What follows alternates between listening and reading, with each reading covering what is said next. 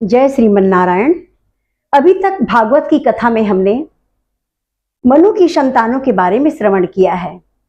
मनु की संतानों के बारे में विस्तार से वर्णन हम आने वाले एपिसोड में करेंगे, क्योंकि उनके संतानों का वर्णन तीसरे एवं चौथे स्कंद में है। अभी हम दूसरे स्कंद पर हैं। दूसरे स्कंद में मुख्य रूप से विराट पुरुष का वर्णन आता है। आइए हम विराट पुरुष के रूप में जाने कि ये हैं क्या, ये हैं कौन। विराट पुरुष, इनको विश्व रूप भी कहा गया है। ब्रह्मांड का सांख्यात्मक स्वरूप, ब्रह्मांड का यौगिक स्वरूप एवं ब्रह्मांड का प्रतीकात्मक स्वरूप ही विराट स्वरूप है।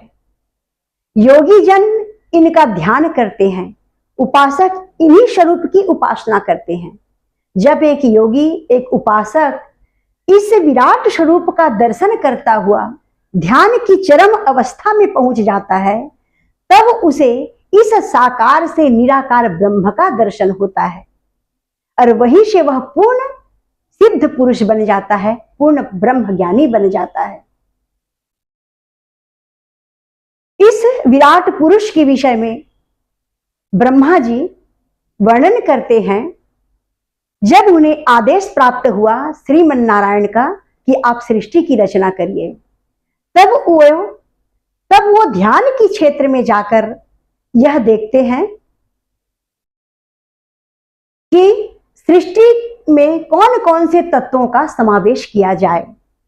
तब उन्होंने उन तत्वों का समावेश किया जिसको श्रीमन नारायण शयन मुद्रा में, जिन तत्वों का श्रीमन नारायण निर्माण किए थे। एक स्त्री अर्थात प्रकृति, एक पुरुष अर्थात स्वयं ईश्वर, स्वयं श्रीमन नारायण, इन दोनों की क्रियाएं करवा करके, संयोग करवा करके तत्वों का निर्माण हुआ था। उन तत्वों का ब्रह्मा जी दर्शन करने लगे। तब उन्होंने सबसे पहले 5 महाभूतों का निर्माण किया है। क्षिति, जल, पावक, गगन, शमीरा। इन 5 तत्वों के निर्माण होने के बाद इनको स्पर्श जनित तन मात्राओं की रचना करते हैं, जो कि शब्द, स्पर्श, रस आदि, गंध आदि होता है। इन 5 तन मात्राओं की रचना करते हैं। उसके बाद 5 ज्ञानेंद्रियां एवं 5 कर्मेंद्रियों की रचना करते हैं। इनका निर्माण होने के बाद मन, बुद्धि एवं अहंकार की रचना करते हैं। बुद्धि अर्थात महतत्व कहा गया है। अहंकार सात्विक भी होता है, तामसिक भी होता है, राजसिक भी होता है। जब इन तत्वों का निर्माण ब्रह्मा जी कर लेते हैं, तब इनका समायोजन करने लगते हैं, अर्थात यौगिक स्वरूप प्रदान करते हैं। तत्व से तत्व का मिलन, इस तत्व से इस तत्व का मिलन से पुनः नए तत्व का जन्म देना, ये यौगिक स्वरूप है। ब्रह्मा जी यौगिक क्रियाएं करके, तत्वों का समायोजन करके एक विराट पुरुष की रचना करते हैं।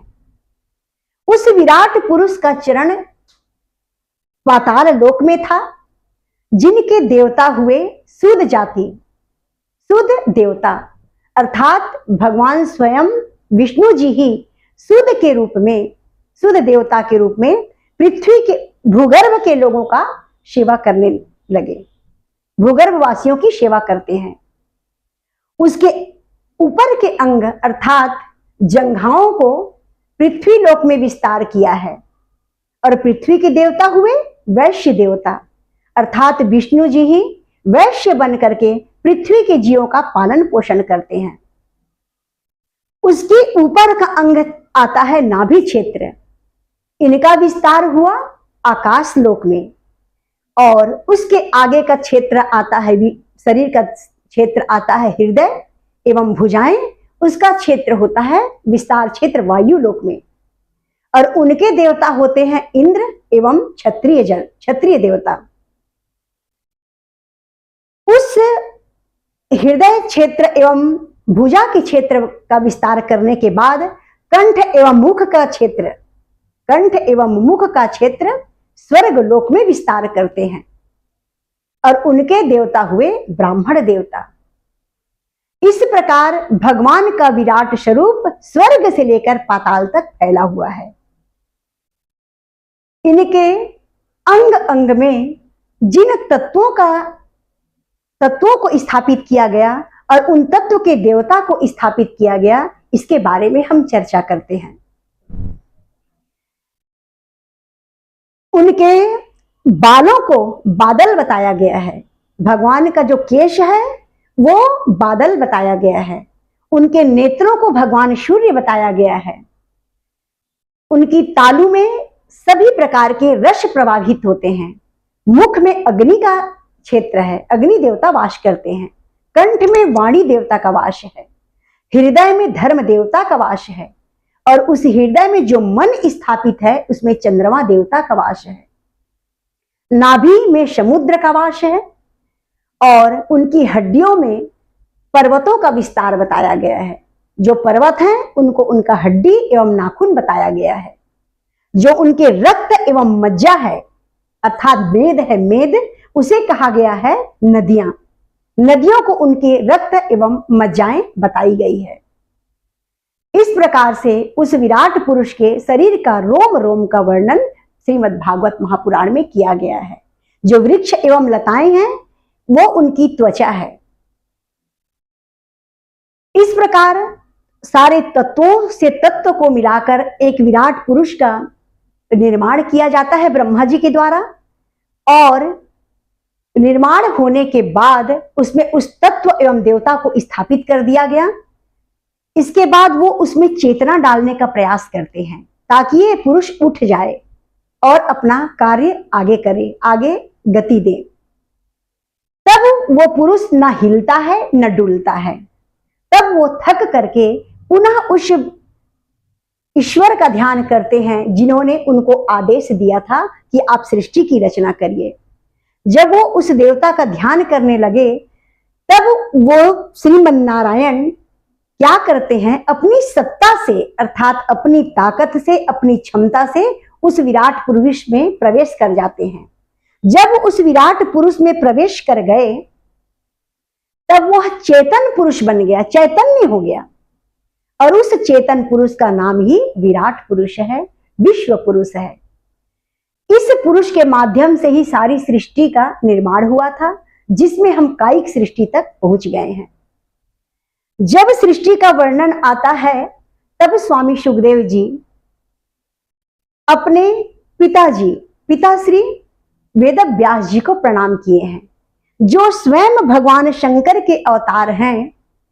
वो सृष्टि का वर्णन करने से पहले हाथ जोड़ करके उनसे विनय किया है, प्रार्थना किया है कि प्रभु आप शब्द देंगे, ज्ञान देंगे, क्षमताएं प्रदान करेंगे, जो स्वयं भगवान शंकर के अवतार हैं। इसलिए इस प्रकृति के वर्णन में मुझ जैसों के लिए तो कोई स्थान ही नहीं है। ये तो परमहंसों की गाथा है और परमहंस ही इनका वर्णन कर सकते हैं। तत्व से तत्व का मिलन के बारे में बता सकते हैं और देवताओं के बारे में विस्तार से बता सकते हैं। मेरी बुद्धि में तो बस भगवान ने इतना ही दिया जो कि मैंने आपसे कहने का प्रयास किया है। बस यही कहना चाहूंगी इस विराट पुरुष के लिए कि इस विराट सृष्टि में कण कण भगवान का ही स्वरूप है। इस विराट पुरुष को, इस विराट प्रकृति को हम भगवान श्रीमन नारायण का ही शरीर जानकर उनकी सेवा करें, दर्शन करें, क्योंकि योगी जन इस साकार दर्शन को करते करते जब निराकार ब्रह्म को प्राप्त कर लेते हैं तो हम इनका दर्शन एवं सेवा करके हम भगवान तक पहुंचने का प्रयास करें।